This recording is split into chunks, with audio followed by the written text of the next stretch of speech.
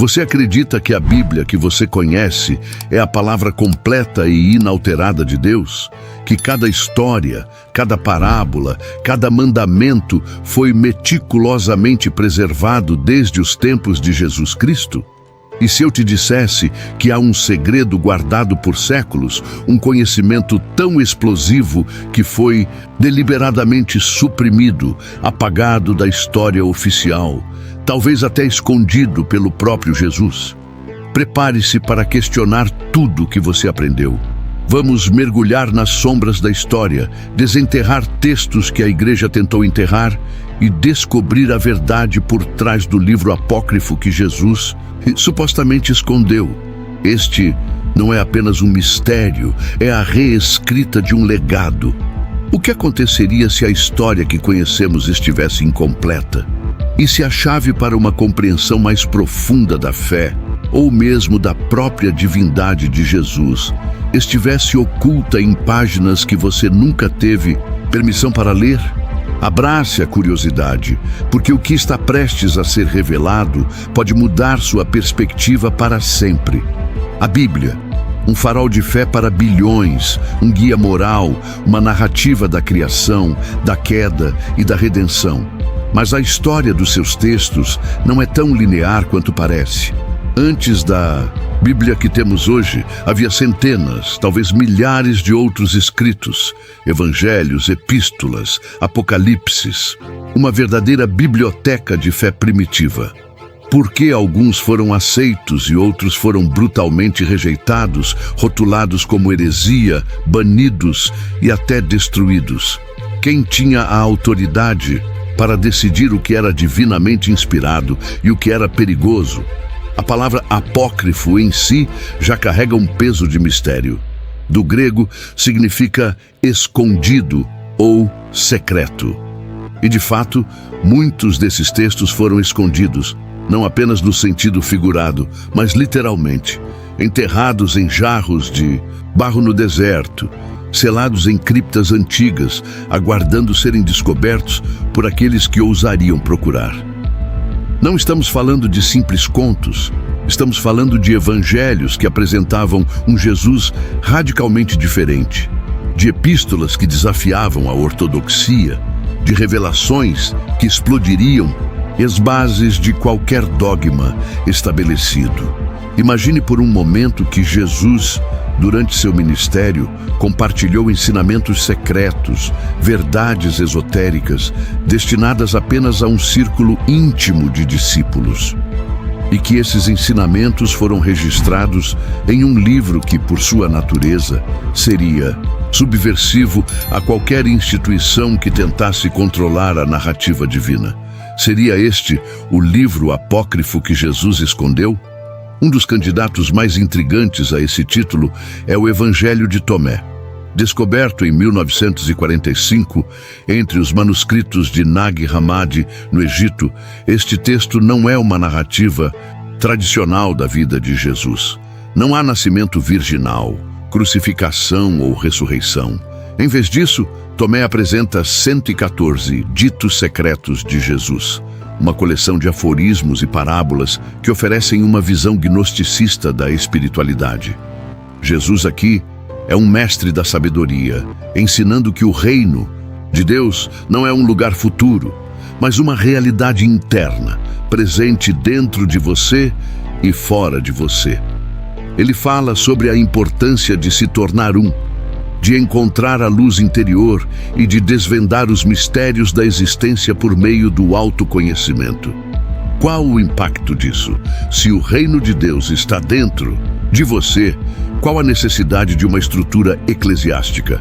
Qual a necessidade de intermediários entre o homem e o divino? Não é difícil ver por que um texto como este seria considerado uma ameaça à formação da igreja institucional.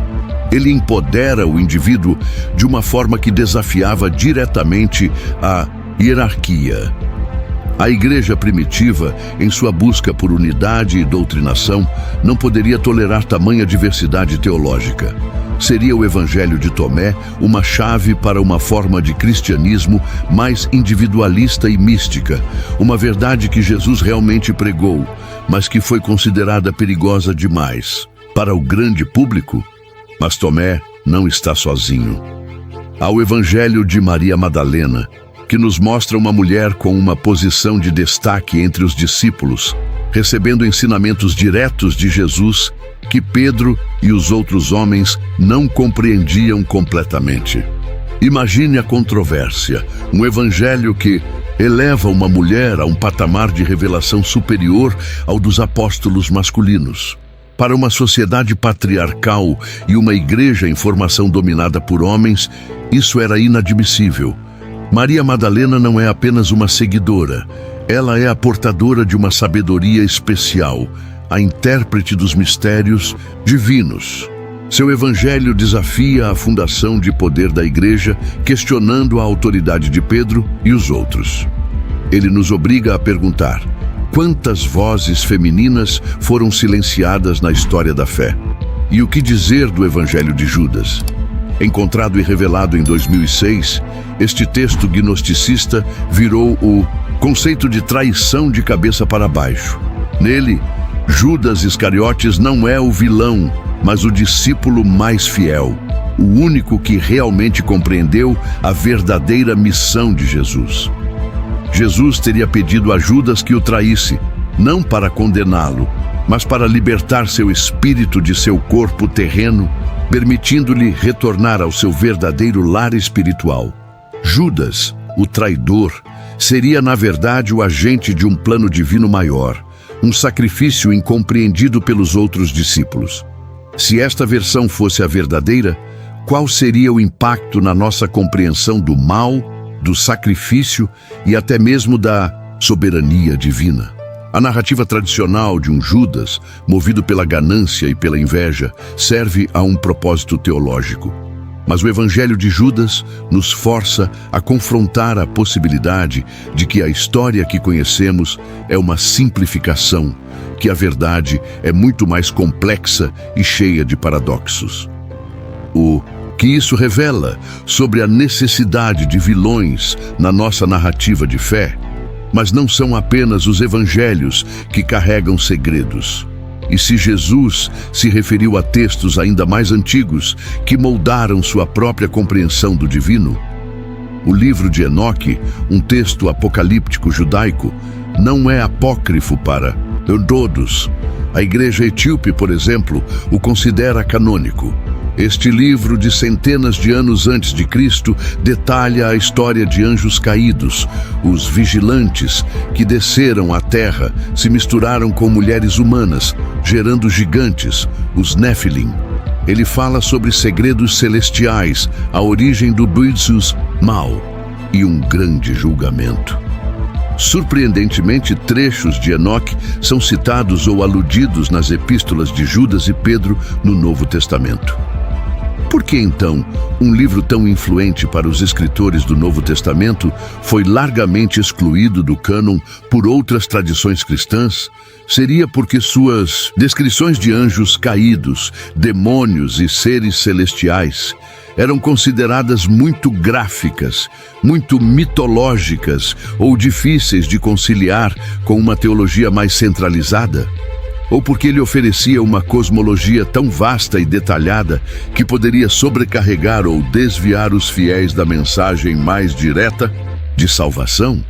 O livro de Enoque nos puxa para um universo bíblico que é muito maior e mais misterioso do que a maioria das pessoas jamais imaginou. Um universo que Jesus, como judeu de sua época, provavelmente conhecia.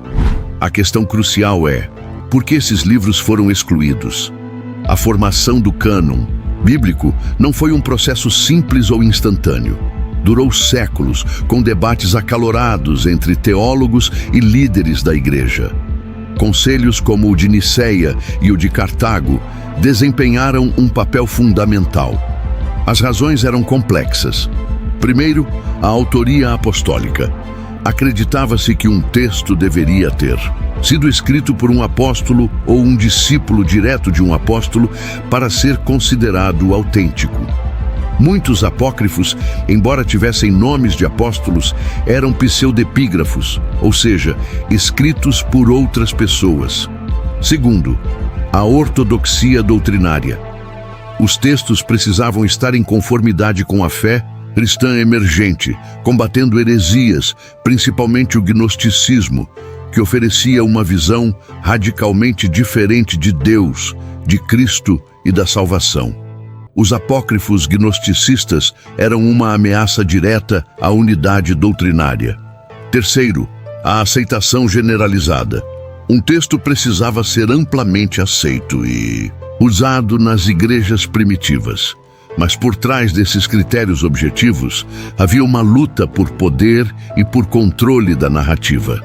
A igreja precisava de uma história coesa, de uma doutrina unificada para se estabelecer e crescer. Livros que ofereciam múltiplas verdades, que empoderavam o indivíduo sobre a instituição ou que questionavam a hierarquia estabelecida, eram vistos como divisores e, portanto, perigosos. Não se tratava apenas de preservar a verdade, mas de construir uma verdade oficial, um caminho único para a salvação. Então, quem realmente escondeu esses livros não foi Jesus em pessoa. Foi a história, a política, a teologia e as decisões de homens que, acreditando estar protegendo a fé, moldaram o que sabemos e o que não sabemos.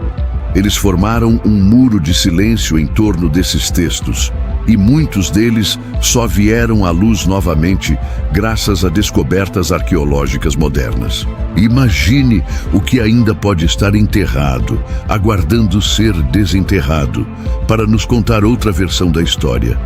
O que significaria se o Evangelho de Tomé, Maria Madalena ou Judas fossem canônicos? Isso mudaria a face do cristianismo. Teríamos um Jesus mais filósofo do que salvador, no sentido tradicional, uma Maria Madalena como uma apóstola proeminente e um Judas como um herói trágico. Isso não anularia a fé de muitos, mas a aprofundaria de formas inesperadas, desafiando dogmas e abrindo novas vias de interpretação e compreensão do divino. A Bíblia que conhecemos é poderosa, mas e se ela fosse apenas uma parte de um quebra-cabeça muito maior, com peças faltando que poderiam oferecer uma imagem muito mais completa? A busca por esses textos escondidos não é apenas arqueológica, é uma busca pela própria alma da fé. É a incessante curiosidade humana de desvendar o que foi ocultado, de questionar as narrativas oficiais e de buscar uma verdade mais abrangente. A cada nova descoberta, somos convidados a revisitar nossas crenças, a expandir nossa mente e a considerar que a história do cristianismo, assim como a vida de Jesus, é um mistério profundo, com camadas e segredos ainda a serem revelados. O livro apócrifo que Jesus escondeu é, em última análise, a ideia de que a verdade é vasta demais para ser contida em um único volume e que a busca por ela é uma jornada sem fim. E você? Qual sua teoria sobre esses textos proibidos? Eles deveriam ter sido incluídos na Bíblia? Compartilhe sua opinião nos comentários e junte-se à discussão. Se este mergulho nas profundezas da história e dos mistérios bíblicos te intrigou, não se esqueça de curtir o vídeo e, para não perder as próximas revelações chocantes, inscreva-se no canal A Fé Movendo Montanhas e ative o sino. O universo está cheio de segredos esperando para serem revelados. Até a próxima e que sua busca pela verdade nunca pare.